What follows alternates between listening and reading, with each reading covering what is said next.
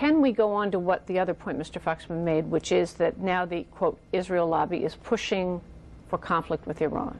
Well, if you look around the world, there's only one country that is actively pushing the United States to seriously consider military action against Iran, and that country is Israel. Not only its leaders, but its population is in favor of using military force against Iran if necessary.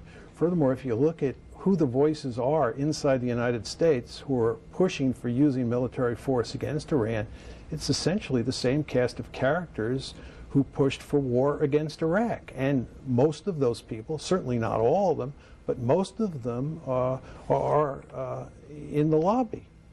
Mr. Foxman, I'd like to ask you about a quote in your book. And you say that, speaking of Mearsheimer and Walt, you say that the book supports myths and beliefs that anti-Semites have peddled for centuries, thereby giving aid and comfort to some of the most despicable people in our society. That's tough stuff. What are you saying there? Well, Margaret, I have, despite the accusation, never accused Mearsheimer and Walt of being anti-Semites, nor have we ever tried to stifle their debate.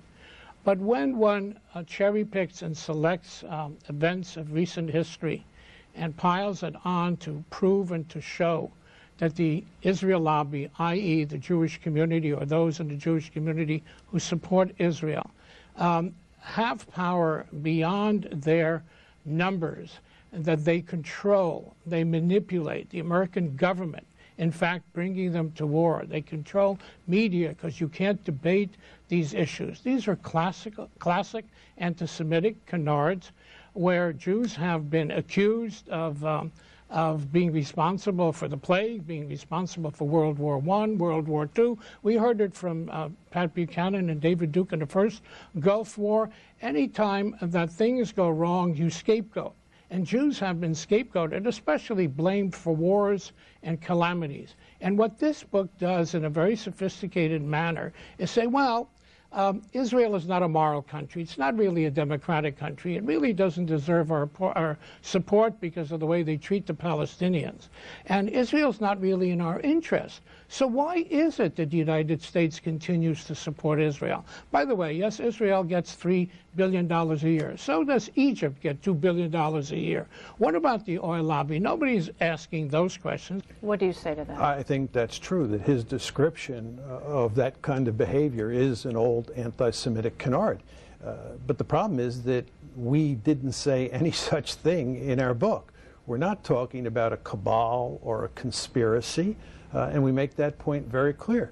The Israel lobby is an interest group, and it operates in a rich American tradition, which is built around interest group politics. It's like the National Rifle Association or the American Association of Retired People. All right, I'm sorry, we have to leave it there.